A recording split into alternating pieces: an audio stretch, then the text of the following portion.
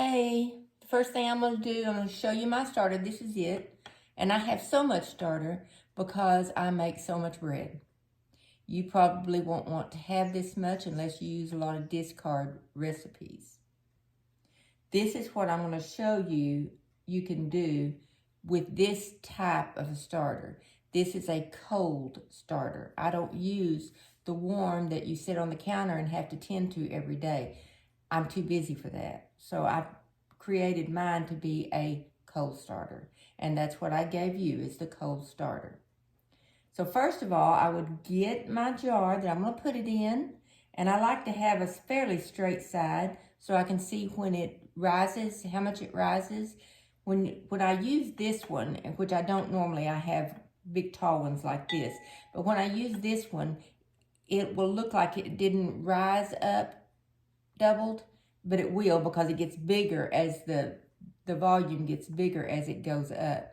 So don't pay any attention to that. I have a line here.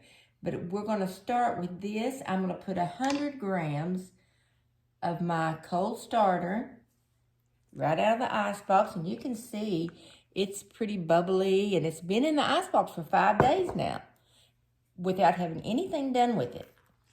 I take it out like this. Look how strong it is. And then I push my tare button on my scale. I'm going to put 100 grams in here.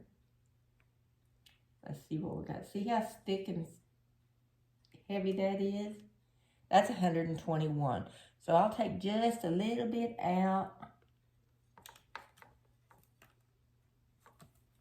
which sometimes is a little bit of a problem with these smaller jars, but that's exactly 100. Wow. Exactly 100. So, I have 100 grams here. And I'm going to feed it. Okay? So, I'm going to put 100 grams of my flour. Now, I only use King Arthur unbleached, never bromated flour. It is 12 point something % protein. And that's a good flour for your breads. And I use it to make my breads too. I use it for my starter and to make my breads. So, now it's saying I have 125 grams. Crazy thing. So I'm going to go with that. I'm going to put 125 grams of this flour, which will make my scale go up to 250. I'm at 213, 224.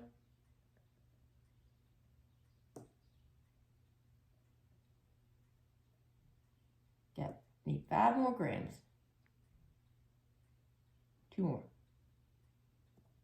Crazy.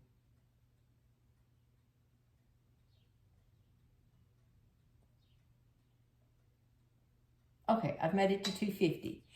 So now, oh, now it went to 248. Let me get it right. Dang it. Okay.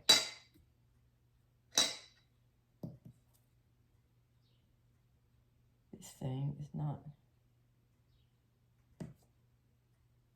I think I need a new scale because this kind of fluctuates too much for me. Okay, so this is really thick.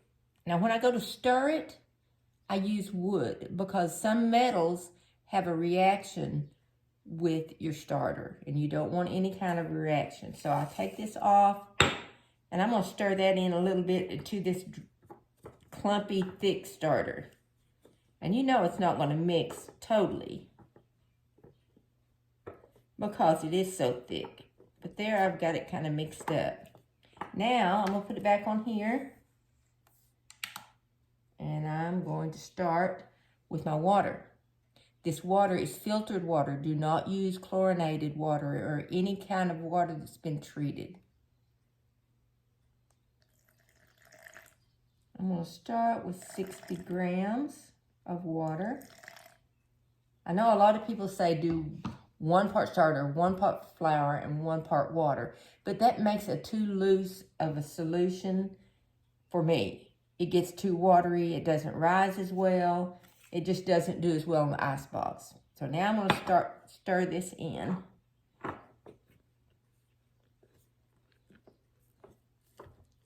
And you'll see it's getting thick, which I want it thick, but I've got to get all the dry particles out.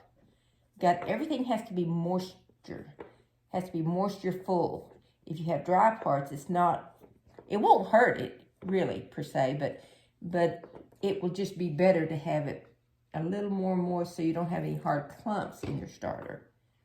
Put just a little bit more because, like I said, I like a thick starter. Let's see how much more I put in there.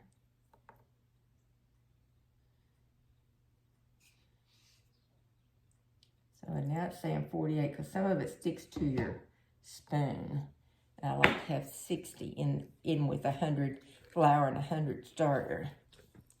And I'm gonna mix with this heel of this spoon.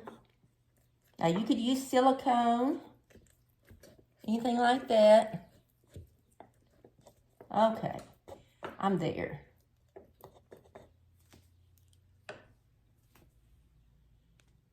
Very thick. Those holes you see are from the spoon where I was pushing down on it. But I'm gonna look at it and I'm gonna see how much solution I have in here now, okay? And I'm gonna make a line with my permanent marker or whatever marker you use. Now the reason I make that line is I'm gonna leave it sitting out here on the counter so it can come to room temperature, and I'm gonna let it rise up about 1 inch before I put it in the icebox. When it gets up to about here, I'm going to cover it. I use like shower caps like this. I use this, and sometimes I use my wax covered things like this, and I'll just go down over it like this so it can stay together, because it does have to breathe some. If you put a canning lid on a canning jar with the tight ring, it won't do well because it has to breathe. That's where it gets its yeast from the live yeast in the air. So I'm gonna let this rise up to about right here. Then I'm gonna put my cover on it and put it in the icebox. Now you'll have, let's see, I didn't weigh that before. So we put 100 in the, oh, it's 125, 120, 250, and then the water. So you'll have over, if you did it just like that, you'd have over 300 grams. And when I make my loaf, I put 175 grams per recipe. And I'll send that to you also. It makes a really good one. You can make it in a day, or you can make it your dough and refrigerate it for up to 2 days until you get ready to bake it. But I'll make another video on that. I'll make some bread so you can see what I do on that. All the websites make it pretty intimidating and pretty difficult, but it's really not. You don't have to leave it sitting on your counter all the time. Once you have a good, strong starter like this one, it does well in the icebox. I have even cooked with it straight out of the icebox. In fact, I usually do. If I have time, I'll let it set out just a little while. But if I don't have time, I cook with it straight out of the icebox because it's going to continue to rise in the icebox. What you want is either double or almost double, and then bake with it.